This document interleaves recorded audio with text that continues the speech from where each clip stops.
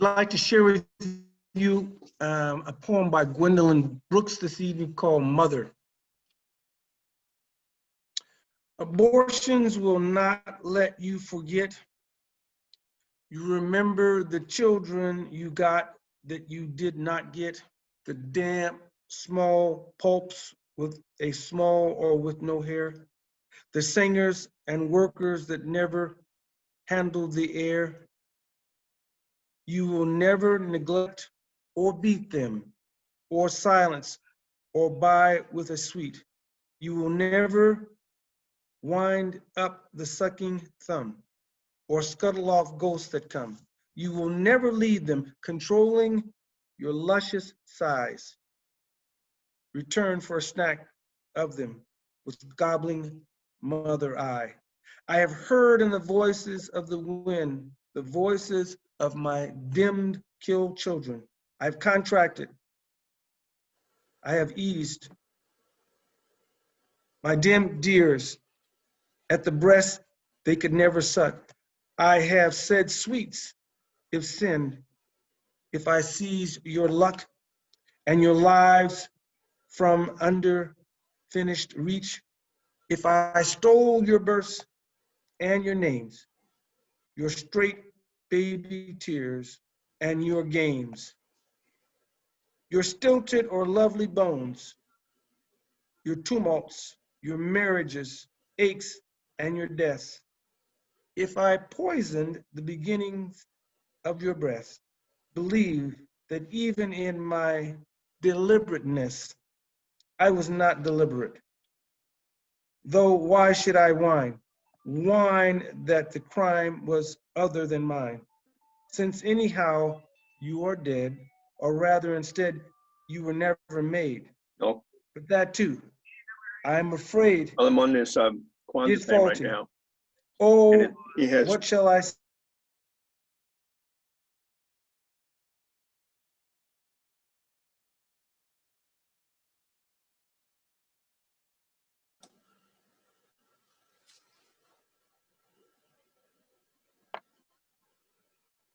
You're muted, Pastor.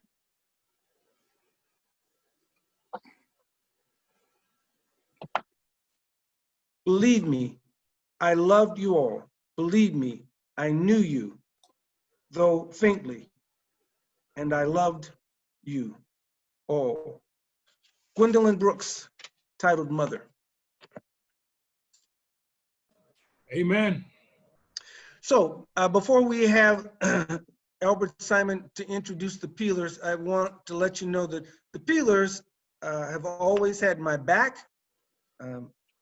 Some of you don't know this, but Ron has done my security spiritually and otherwise.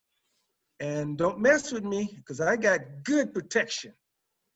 Albert, would you introduce the Peelers?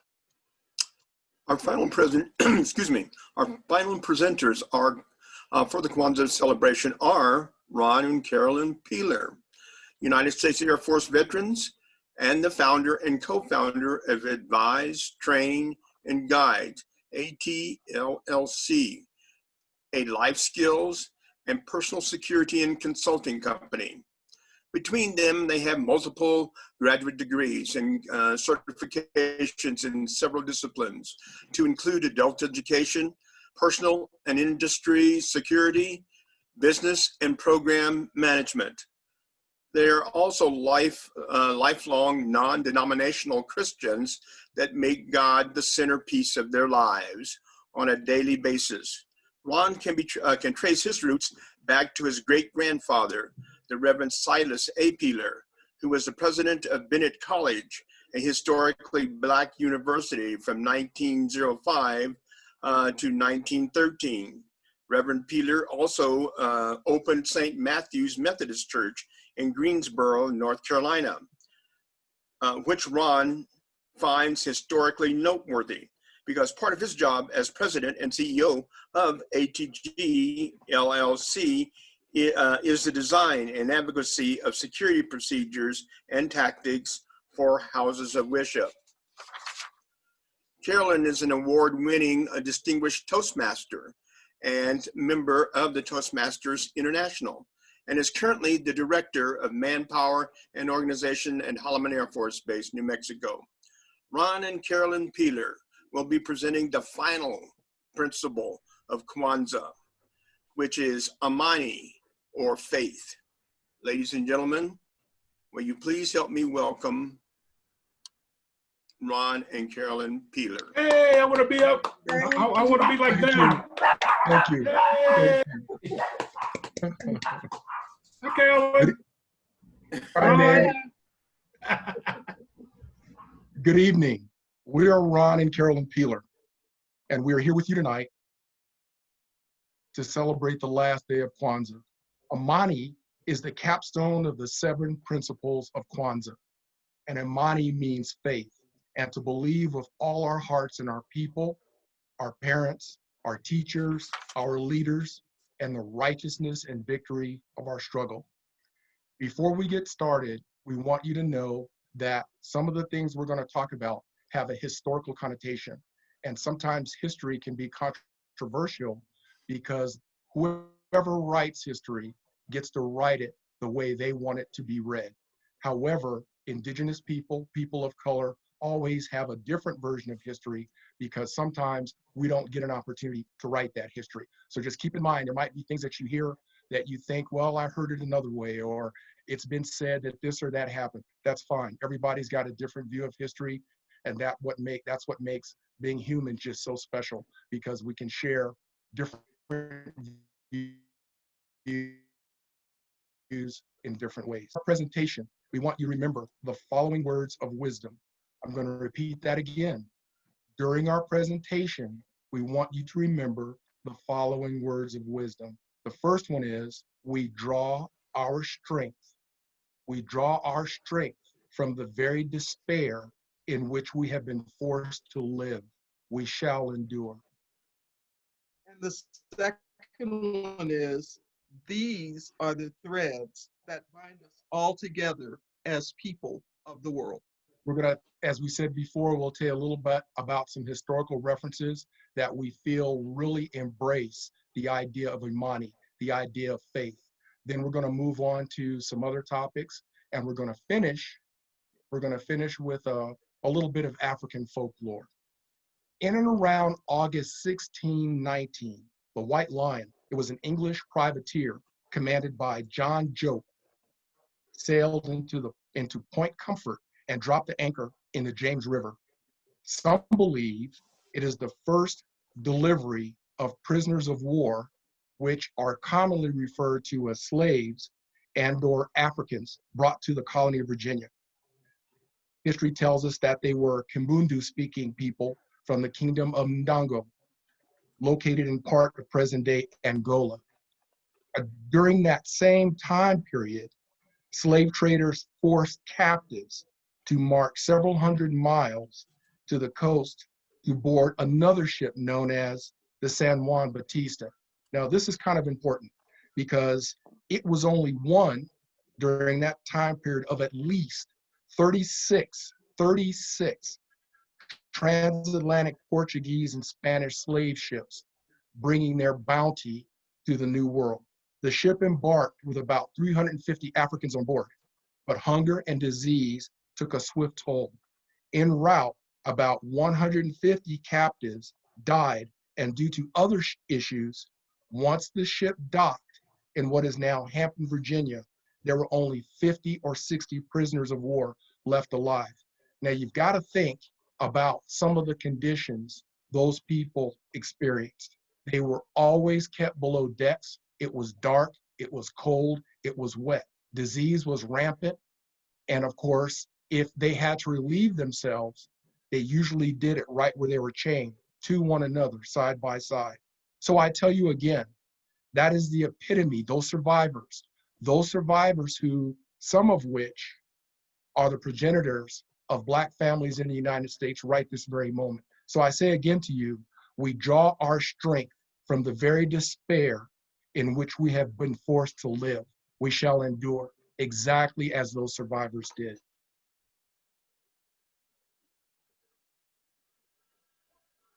You know, there's always, as we said, different ways to view some of the historical references or points of interest in the United States.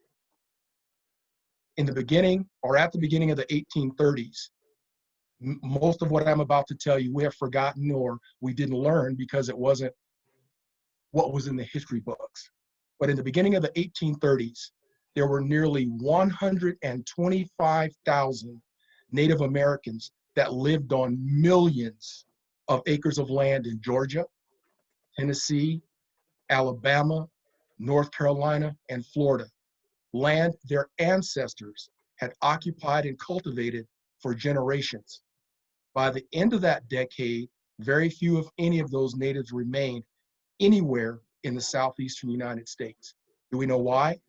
I know some of us do, because there was a thing called the Indian Removal Act, which resulted in the Trail of Tears. The federal government forced those people to leave their homelands and walk hundreds of miles to specifically designated Indian territory across the Mississippi River. As we said before, that difficult and sometimes deadly journey is now known as the Trail of Tears. Well, who was responsible for that? Andrew Jackson. During his time in the military, he had spent years leading brutal campaign against Native Americans in Georgia, Alabama, and of course the Seminole Indians in Florida. Once he became president, he continued his crusade. And of course in 1830, he signed the Indian Removal Act, which gave the federal government the power to exchange native-held land in the Cotton Kingdom east of the Mississippi River for land to the west in what we now know as Oklahoma. But think about that. That land was traded for money. That land was traded for cotton. Thousands of people were uprooted and sent west for money, which is what slavery really was all about. And Ron, that sounds similar to the story you just told about your prisoners of war being removed from their land and sent to another part of the country that they were unfamiliar with, and then they were disenfranchised during that particular time. And you know what, kiddo? Even though we say that was in the 1800s, can you think of anything that happened more recently? I can. How about the Executive Order 9066? Executive Order 9066 was the Japanese Internment Act. Japanese internment camps were established during World War II by President Roosevelt through Executive Order 9066. From 1942 to 1945, it was the policy of our government that people of Japanese descent would be interred in concentration camps. And of course, the excuse was, as there is always a reason, because of Pearl Harbor. But how many of us know that? Quite a few. But how many of us know that it wasn't just the United States? Between them both, Canada and Mexico removed more than 25,000 Japanese from their countries to include Peru, Brazil, Chile, and Argentina, shipped them to the United States so that they can then be shipped to those internment camps. So again, we have another example of drawing strength from despair in which certain peoples have been forced to live, but yet they continue to endure. That's faith. Faith in something unseen. The ability to summon up enough courage and intestinal fortitude to believe and to survive because you know things are going to get better.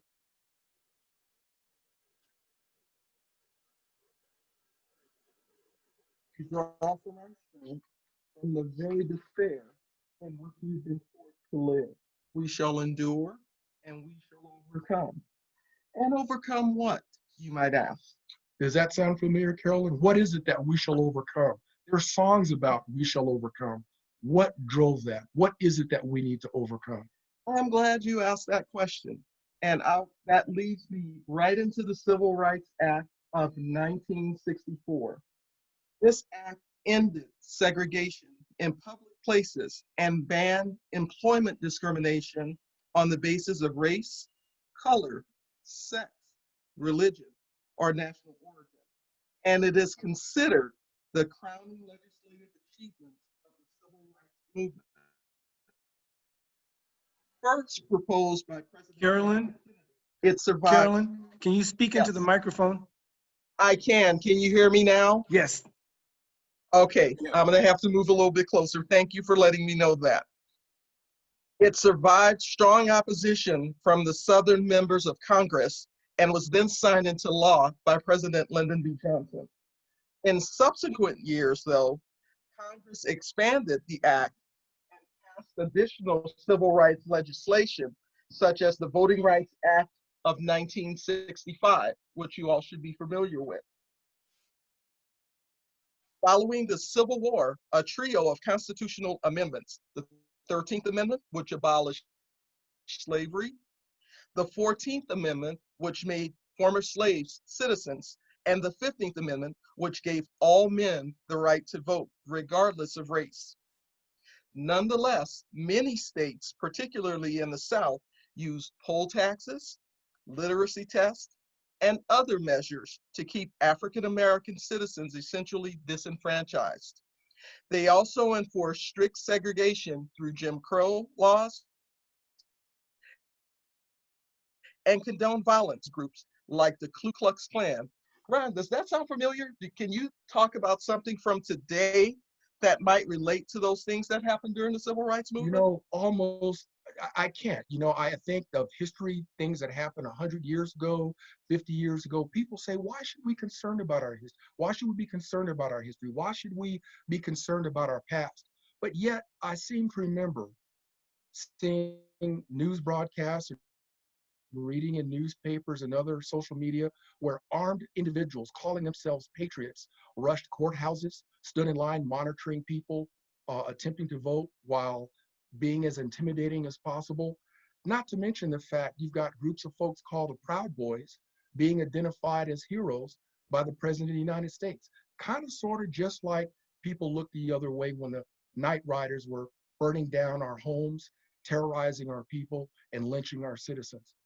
You think that's what that could be a correlate? I think, you know what? I think you're probably right. We draw our strength from the very despair in which we have been forced to live. We shall endure. And of course, these are the threads that bind us all together as people of this world. I know you've heard us say on several occasions, we draw our strength from the very despair in which we've been forced to live. We shall endure. Well, I will tell you who provided us with that quote. And it was a great man by the name of Cesar Chavez. Cesar Chavez was a Mexican American born in 1927, was a prominent union leader and labor organizer.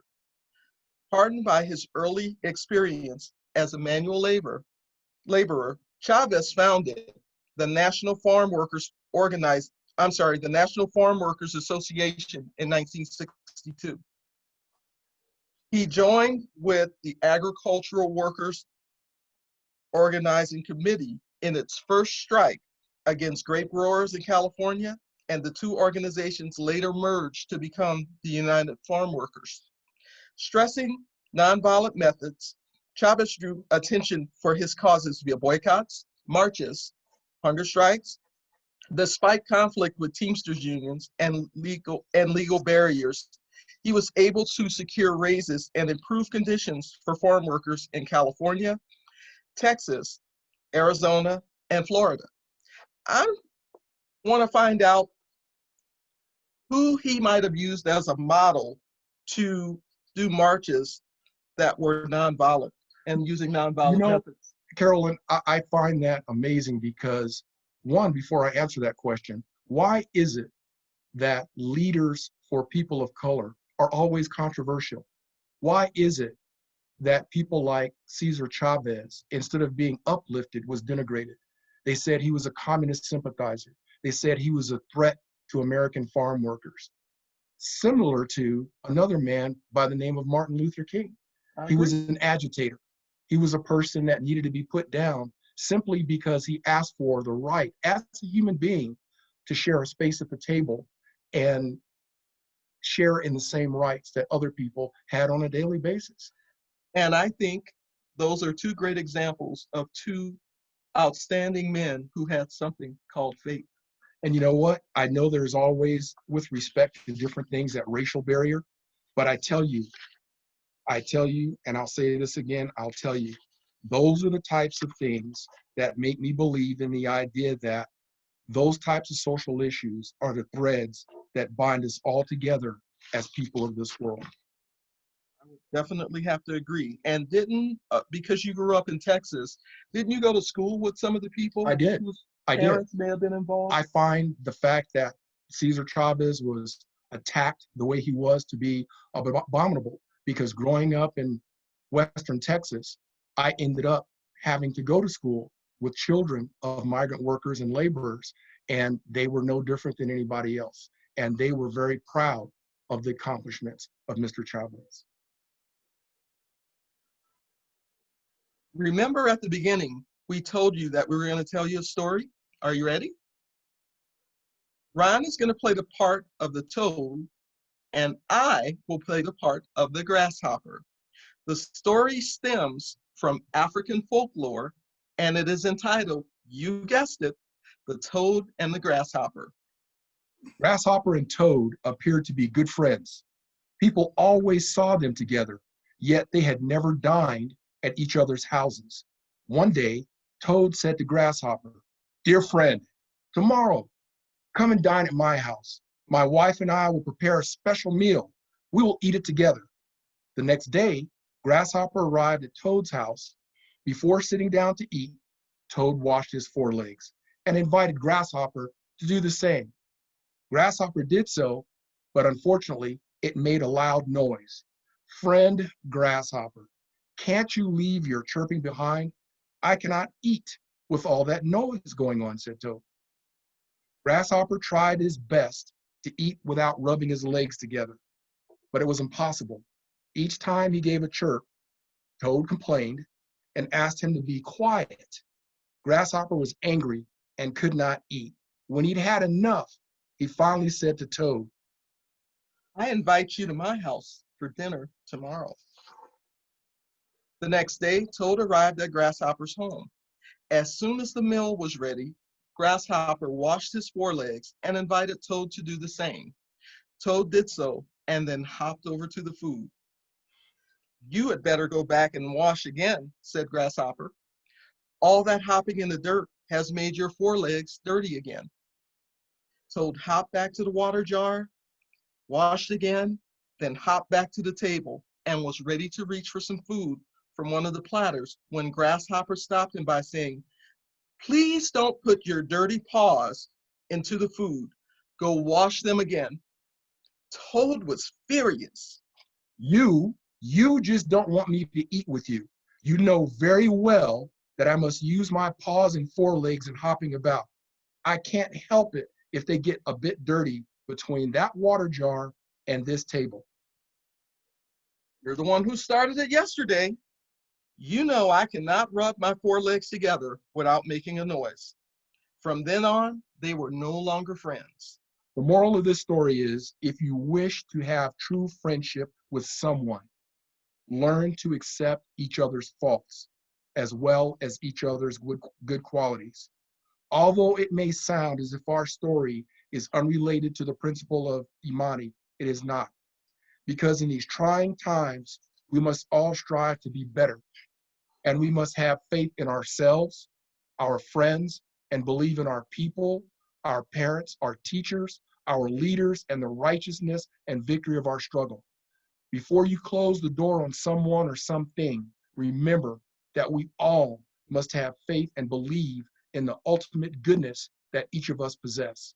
In closing, we would like to leave you with this thought. Infuse your life with action. Do not wait for it to happen.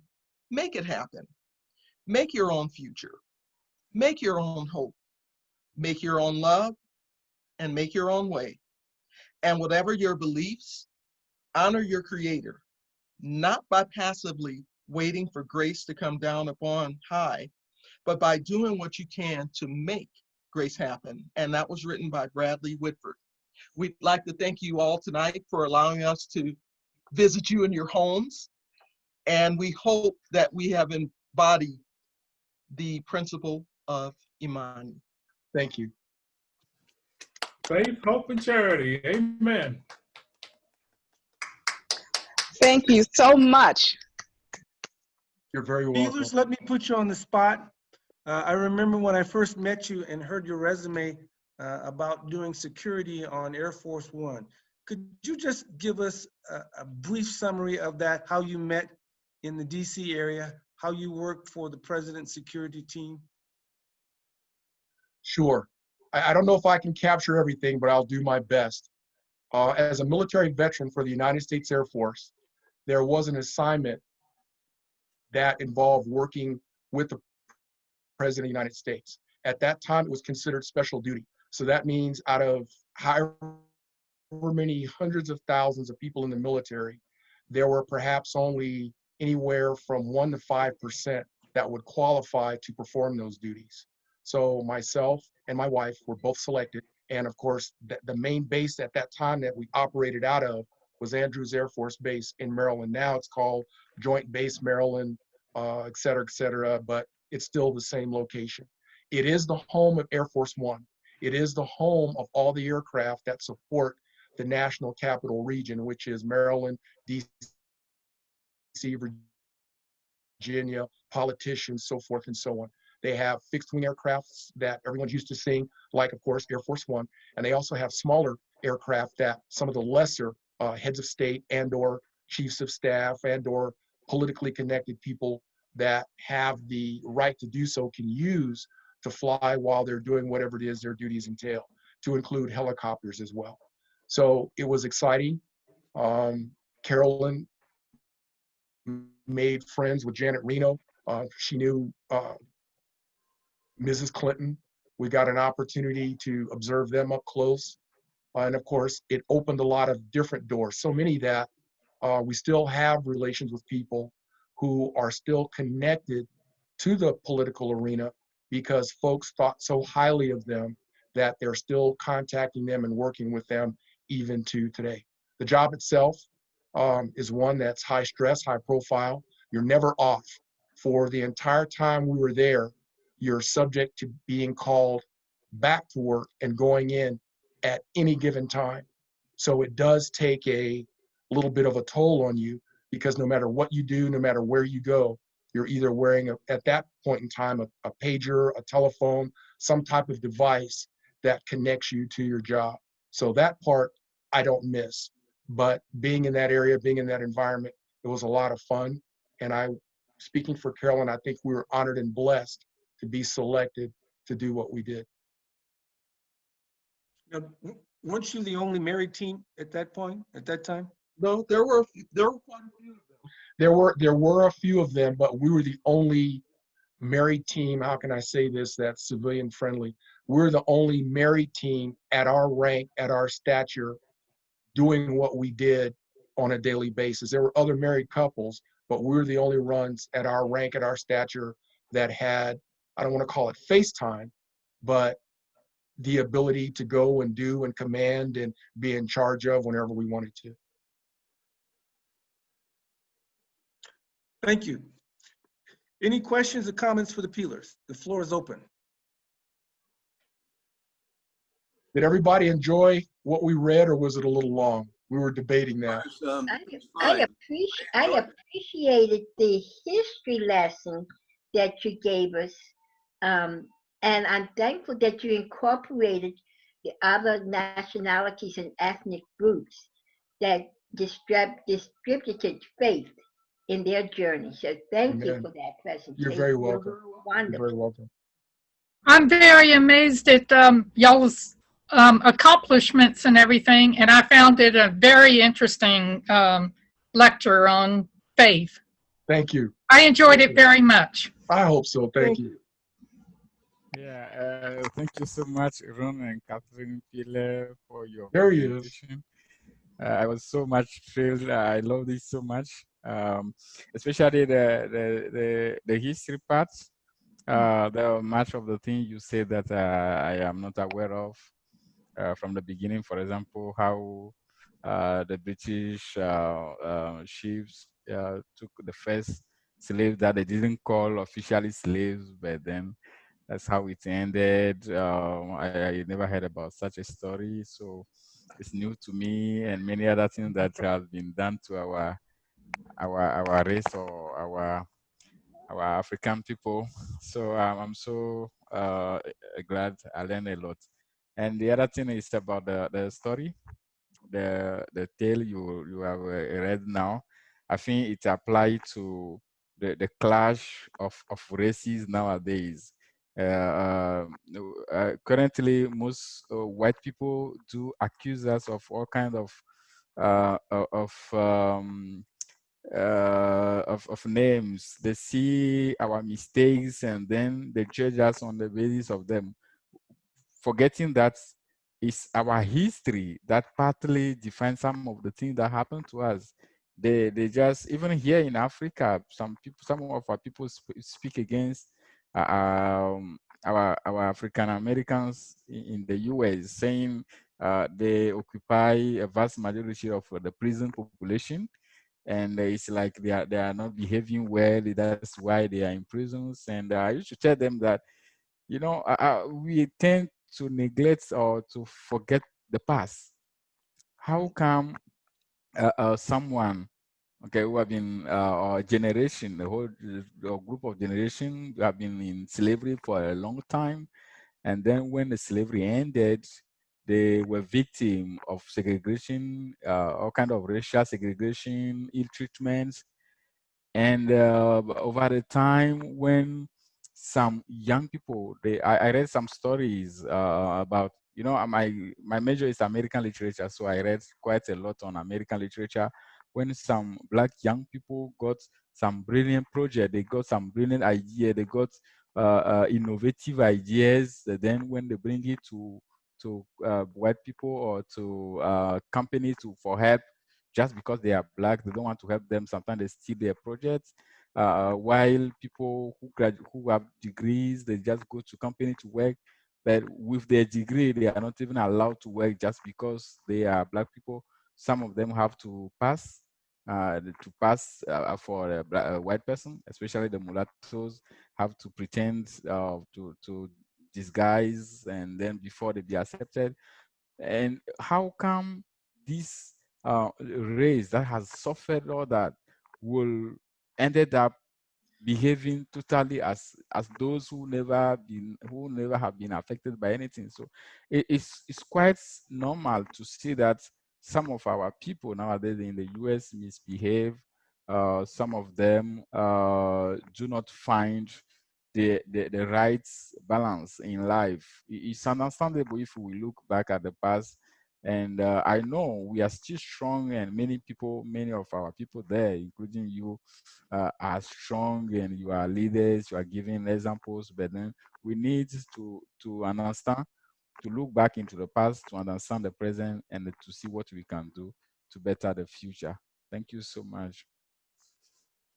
You're very welcome, doctor. You're very welcome. Thank you. One of the things that we wanted to add to what the doctor just said is most people do not realize the insidiousness of the system that was used to enslave people, not just Africans, but Native Americans, Africans, the Chinese, the Japanese, and so forth. I invite everyone, because some of what was done was justified in America differently from how it was justified in Europe. In Europe, Europeans had been dabbling in slavery since the 1400s, if not before. There was a time when the Vikings used to raid what would become known as England, quote, Great Britain, Scotland, and so forth, and they would take those people to the Middle East and sell them as slaves. So slavery's been around for almost as long as humans have been around. The problem with the American version of slavery was that in certain other countries, I'm not going to say slaves had rights, but they were considered on some level to be human. In America, or North America, Central America, and South America, slaves were not considered as human beings. Remember, African Americans here in the United States are the only people that had to have the law declare them to be human beings, not property. So not only was our slavery based on economics, it was also based in religion. Now, there is a story about Noah after the events and issues that he had, becoming drunk, so drunk to the point that he collapsed and passed out, and his children had to cover his nakedness.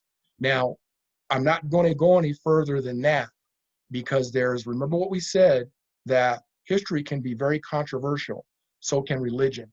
But I invite each of you to go research the story called The Curse of Ham. He was one of the brothers that supposedly was there with Noah at that time. That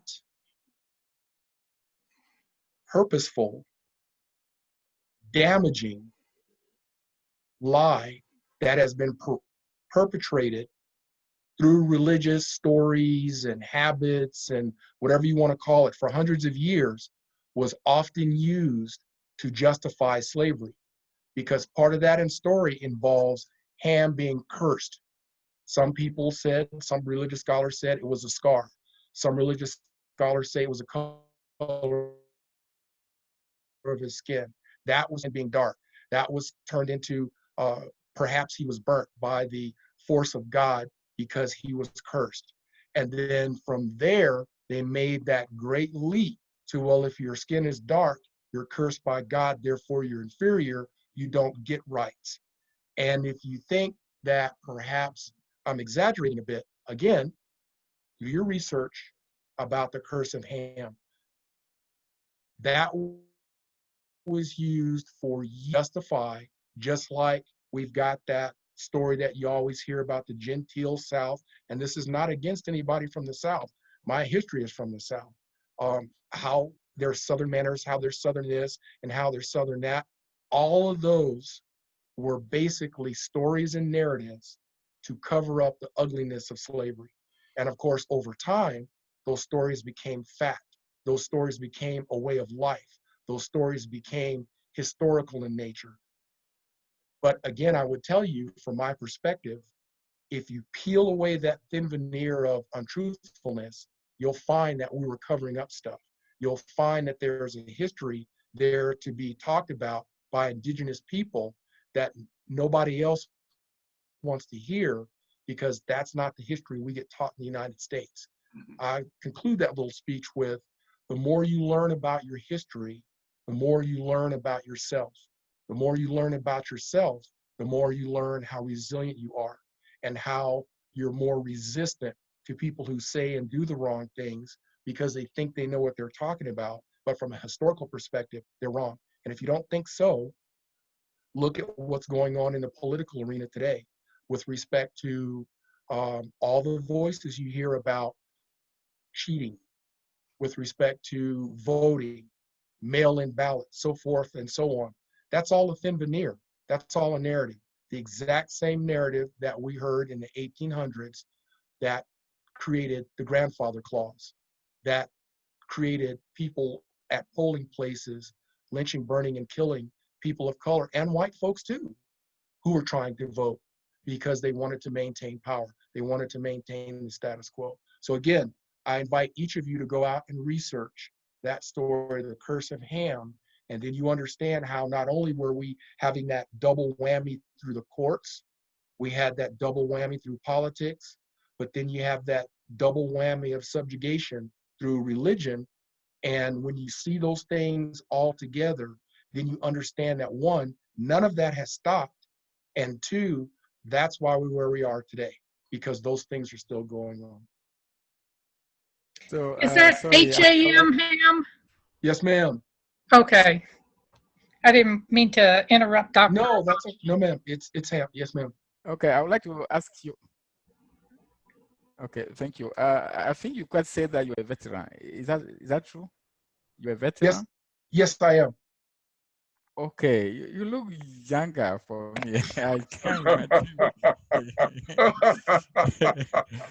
You both look very young, and when you said this, I was like, "What? You might not be that old, but anyway." Thank you, Lon. Thank you very much. Okay, so glad to know Comments you. I like You're a to great make couple. when he gets through. First comment is I'm a victim of Ron Peeler's training. And he and I went through some of the same stuff while I was in the military as well. And the second comment I would like to make is that you're looking at one of the first Black people to ever graduate from the University of Maryland. That is correct. Yes, That's right. yes.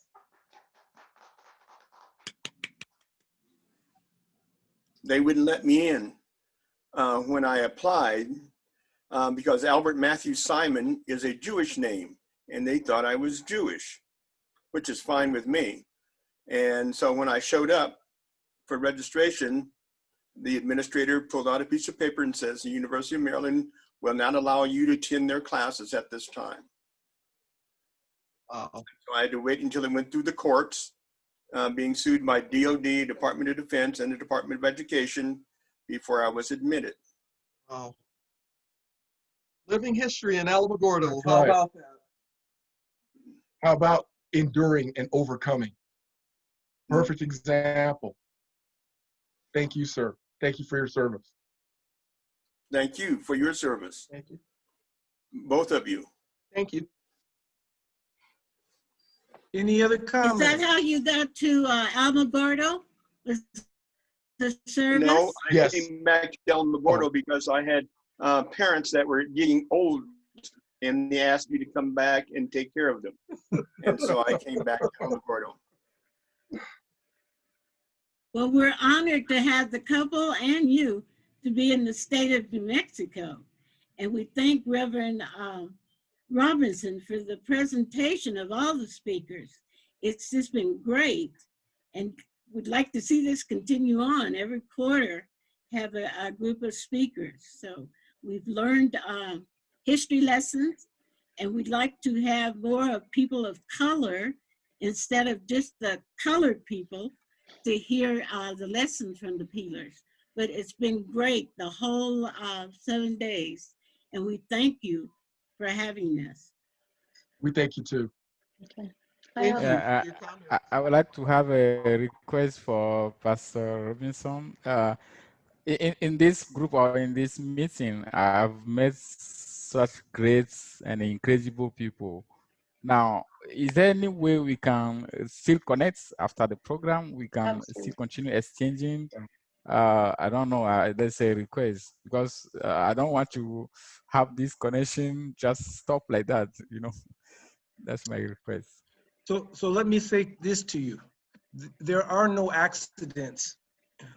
The universe has divine purpose, and we don't touch each other accidentally. God puts in front of you what you need. Lessons, teachers, examples, experiences, no matter how treacherous they are. The Peelers told you, from your experiences, you gain your strength. So you're just going to work Darlene Bassett a little bit harder. She plans to not only keep in touch with you, we're going to continue this. So let me make a few comments, and believe me, Dr. Abachi, we will stay in touch with you. We will stay in touch with you. Thank you so much. Few comments. Sister Bassett did a lot of this work of contacting the speakers and putting this together. So give her a hand. Oh, thank you. This Yay, COVID darling, virus, yay. Great job. this COVID virus has been a burden. It has been a disruption, but it's also been a good teaching format for us to adapt. I don't know if we would have contacted like this otherwise. And so what it's done is made us stronger. It's made Sister Bassett a lot more technologically advanced. She's had to learn all these things. So in the background, she's the one that helped to pull these together, all these speakers and these nights together. But we will stay in touch. In the background also is my church family, who allows me to be who I am at Owen Chapel. And that's a big job. But because of the openness and because of the AME Church, I have the ability now to be my creative self. And it's not on just one level, it's on many levels, like most of us. we have an impact on everyone that we touch. And so I encourage people to always be positive. What we say, people listen to, and how you walk, people model their lives from you. So I'm going to close with a reading. I don't know if Sister Bassett's going to go out with any trailing music as we go out, but I want to share a writing from one of my favorite authors, Ivanla Van Sant, and then I'm going to share a book list with you, and then I'm going to wish you Godspeed until we get together again. Can I make a request Your first? crown has, quickly. For everyone, please, we'd like to get a photo. If you could turn your videos on, we would appreciate it at the very end before you leave the room. If everyone could turn their videos on when Reverend Robinson is finished. Thank you. If you would. Ron Peeler, Sharon McDonald, Sharon Rowe, and Yvette Jones. If you would, we want to take a picture of you. Your crown has been bought and paid for. All you have to do is to put it on. James Baldwin. There is nothing you need that you don't already have. There's nothing you do not already know. There's nothing you want that does not already exist. There is nothing that exists that is too good for you. There is nothing anyone has that you cannot have. There is nothing more powerful, more intelligent, more sacred than you. You are the stuff life is made of. You are the essence of life. You have been chosen at this time and in this place to be among the living. You come from a long line of successful living beings. You are one of the king's kids, born into the world to inherit the kingdom. You are equipped to handle anything. You live by grace, built by love. You are the cause and the reason of everything that you see. You are one with the source. You are creative. You are alive. What else could possibly matter? Ayana Van Sant. Today I claim my divine inheritance. Dr. Abache told us in his presentation that you have to study to find yourself approved. You have to read. You have to become knowledgeable. You have to be aware of the world around you, what happened before, what's happening now, and plan to survive in the future. Suzanne Fuller over here outreads all of us. But we talked about a book list. So let me tell you what I've been reading. For those of you who like excellent writers and want a glimpse into what Barack Obama did, I suggest for you his book, A Promised Land. Excellent reading. Now, the reason I say that is because Sharon Rowe, who is a librarian in Alamogordo, has a lot of these materials that I've been reading from. Check with her. Check with her or with your librarian. Second book that I've been reading is Cast by Isabel Wilkerson, Oprah Club selection. Excellent book. I'll put this on the list with you. And the third book that I've been reading is The Warmth of Other Suns. It's about the Great Migration, that people came out of the South and they moved north to take jobs in the North because the United States needed labor. They needed to build things. They needed to make things. And so many Southerners who did not have an opportunity to have a good living wage came north. Now, they found problems when they came, but Isabel Wilkerson documents that migration and the effect that it had on America. So I will make sure that you will get a list of the things that I've been reading, and then you can send a list to me of what you've been reading. And each one can teach one. I think that comes from Swahili. I'm not sure. So before we close and finish our celebration for Kwanzaa this year, any comments, any things that you would like to say? Because I'm going to go home and go to bed real quick after you guys get done. But any comments? Outstanding presentation, Sister Darlene and Reverend Robinson. You guys did an amazing job with the did. program You this did. year. You did. Well, thank you for being a part of it. We are a family, are we not? Yeah. And so family members have to Yes, share sir. with one another, take care of one another. Once Anything again, else? I would like to say a big thank you to Darlene and Pastor Robinson for inviting me and for getting me on board. And I'm very glad to meet all of you, such incredible people. I've never expected to feel myself in a family. I just thought there's a program, I will come, attend, and maybe make a speech and go. But my heart is so warm now. I feel so warm. I feel so glad. It's like I've been with you always. So I'm so glad. I don't know how to express my joy, but I'm so glad and so happy to have met you. And I hope the Lord has many more things in store for us. Thank you so much. You're welcome. Thank you. And Anyone else? I echo everything. Sister Darlene, you're just marvelous. I love you. Reverend Warren, thank you so much for allowing Darlene to take the lead and including us in this presentation. It's been a blessing all week. I grew up in a family of strong women. I didn't have any other choice. Anybody else? My friend Rena for inviting me. I've enjoyed all the presentations, and I'm a Baptist, she's AME. We've been friends for almost 40 years. And we don't discuss our religions. All we discuss is how much we have in common and how much we embrace each other. And I've really enjoyed all the presentation. Thank you for having me. Gaby, you ready to take the picture? Well, Gaby takes the photograph. I want to thank everyone so much for your cooperation, for your patience with me as I got through the learning curve of this technical process. Look what we can do.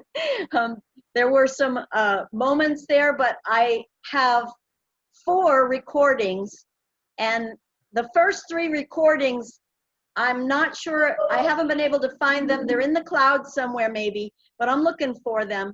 And I also have the lists of who attended the programs. With your permission, I'd like to share your emails with Dr. Abachi and his with you so that you can stay in touch with him.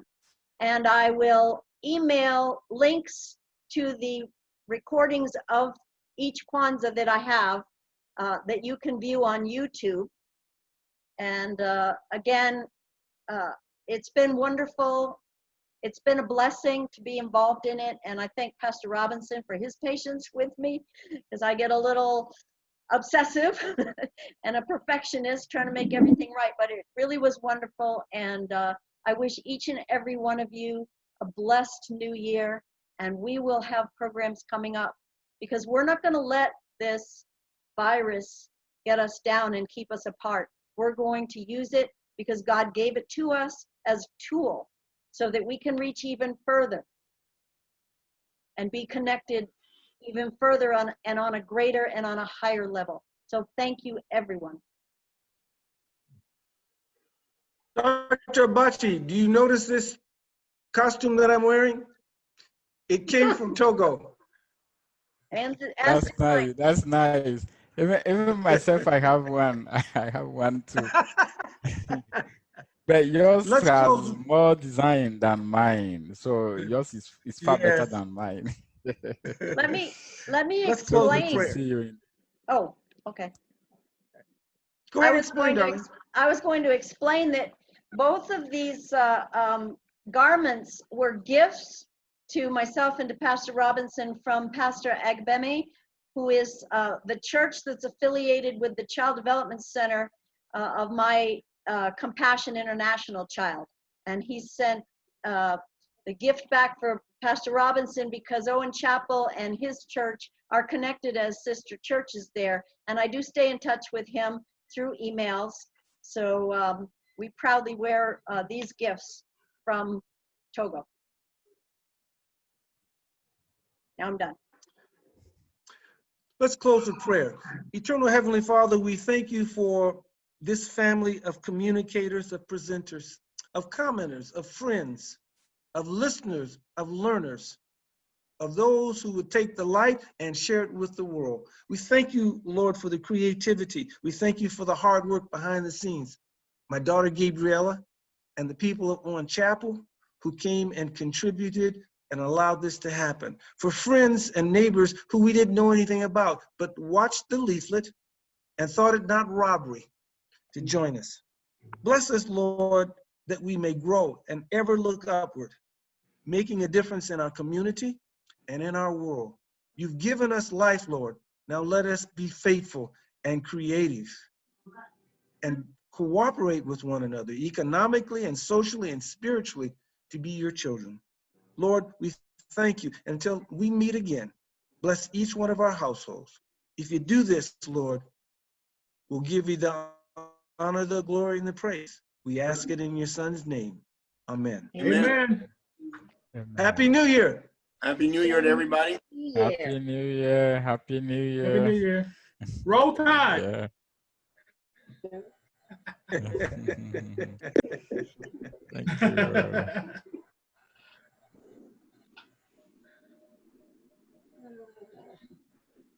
Yeah, you can turn it off. Did you get the picture taken?